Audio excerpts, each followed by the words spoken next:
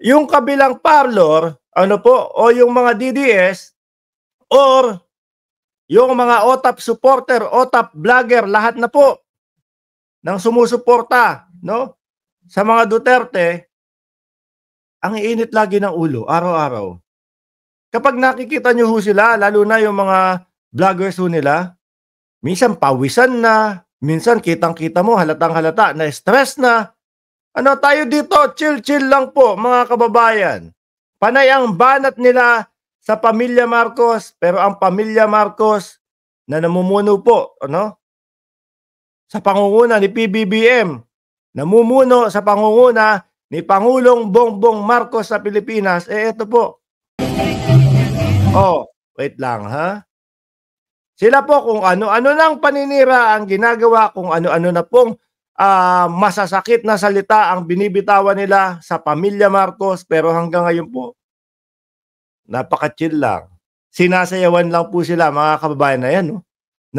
Ano yung sinasabi nyo na si First Lady Lisa Marcos masyadong banyaga ang katauhan?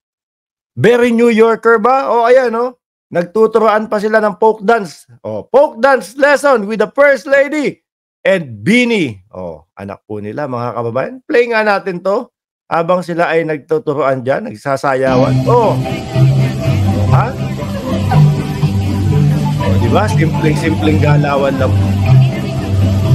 Masayang masaya. Oh. Tapos sila doon sa kabila, stress na yung muka, dagdagan pa ng pagpasok ng ICC. Oh. Isama mo pa yung mga vlogger na kagaya nila Maharlika na walang humpay sa kapapanira dito sa First Family, sasayawan lang sila, mga kababayan. Chill lang. Positive lang ho, mga kababayan. Ano? Oh. Tuloy mo ba naman yan? Simpleng na. Ako siguro kung sasayawin ko yan, kahit ho dalawang step yan, ha, left and right.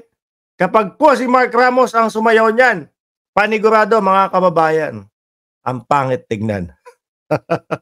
Wala po eh. Hindi ko alam kung pinanganak yata tayo mga kababayan na parehas kaliwa ang paa o parehas kanan ang paa. Oh. Di ba?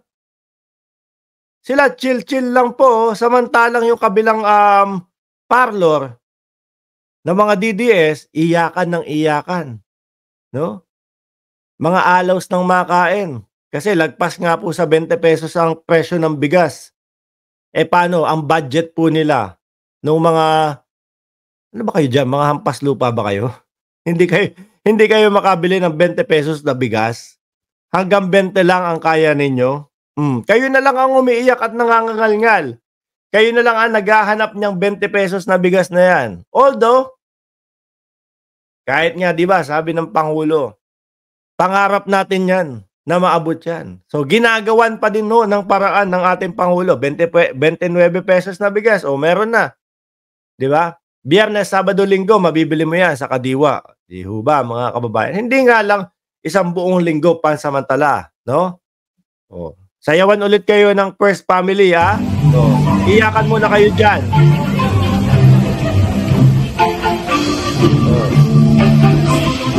Yan, sinatawanan lang kayo, oh. Samantalang kayo problemado kung ano kaya ipaninira natin kay First Lady Lisa Marcos bukas. Oh, di ba? Problemado kayo. Ano kaya ang sasabihin natin na hindi maganda sa First Lady bukas para tabangan ang taong bayan? Na-stress kayo sa pag-iisip kung ano ang ipapanira, ano, sa unang pamilya. Samantalang sila, hindi nila kayo man lang iniisip. Hindi man lang dumadapo sa isipan nila, kayo. Tapos bibintangan nyo pa. Tingnan mo, kakasuhan tayo ng First Lady o kakasuhan tayo ni Bongbong Marcos. Pati ho yung mga kaso ng mga individual na tao, yung mga pribadong tao, kumbaga, ibinibintang na din ho sa First Family, mga kababayan. Sabi ni Crisel, Angela La Rosa, Hanggang ₱20 lang ang kayang ipambili sa bigas, pero 'pag sa alak, libo at sigarilyo, daang piso. Eh, ganyan ang style ng mga DDS ano, mag-iyakan sa social media, kesyo daw po, "Naku, wala na tayong pambiling bigas, ganito, ang mahal-mahal pa din ng bigas." Pero makita mo toma ng toma, makita mo kung ano-ano ginagawa, 'no, imbis na magtrabaho, ayan, nandiyan sa comment section, inuubos yung oras. Nandiyan sa social media, ano hong ginagawa? Oh, maghanap ng ikapaninira sa ating presidente, mga kababayan. Tignan mo 'to si White Sheet, oh. Paulit-ulit, ganyan lang ho ang kayang i-ano niyan, ganyan lang ho ang kayang ikomento niyan. Paano nga, eh, wala, 'no? Limitado ang kaalaman, mababa ang utak, mga bossing. Kaya nga sabi ko sa inyo, eh, kapag ho mga DDS kagaya nitong si White Sheet ang ano, ang magkokomento, hindi ka kakabahan diyan, eh. Kasi wala hong laman ang ikokomento niyan, pang-biho-biho ho ang ikokomento niyan. Daig na daig 'yan, 'no? Daig na daig yang mga 'yan nung mga kakamping. Ay, in fairness naman, napakalayo ng kakamping, 'no, sa pag-uutak o sa pag-iisip ng mga DDS. Etong mga DDS po 'pag makarinig lang ng PI sa dating Pangulong Duterte ay sigawan na 'yan, "Duterte, Duterte, Duterte." Gano'n na po 'yang mga 'yan. Yun lang po kasi ang naiintindihan at yun lang po ang kayang arukin ng kanilang utak, mga kababayan. Makarinig lang, "PI ka, Bongbong Marcos." Ayun, masaya na po sila no'n, mga bossing. Kahit hindi po nila nalalaman kung ano talaga ang problema.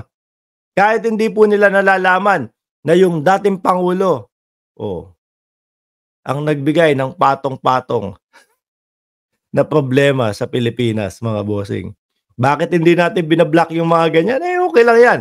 Pampataas ng algorithm yan, eh, 'no, mga kababayan. O anyway, dahil nga po chill-chill lang ang ating first family, iyakan lang kayo diyan, 'no? Sasayawan lang kayo ng first family, mga bossing, 'no? Kahit ano pang gawin niyo, maglupasay pa kayo, kung ano pa ang ipanira ninyo, wala kayong magagawa. Matatapos at matatapos ang panunungkulan o ang 6 na taon ni Pangulong Bongbong Marcos, wala kayong magagawa. Paubos kayo ng paubos. Ano po, pilit nilang sinasabi, padami kami ng padami, pero ang katotohanan ho, paubos sila ng paubos, mga boss. Oh, ilang porsyento na lang sila? Lalo pang nababawasan, mga kababayan. Tignan niyo na lang po ito, mga boss.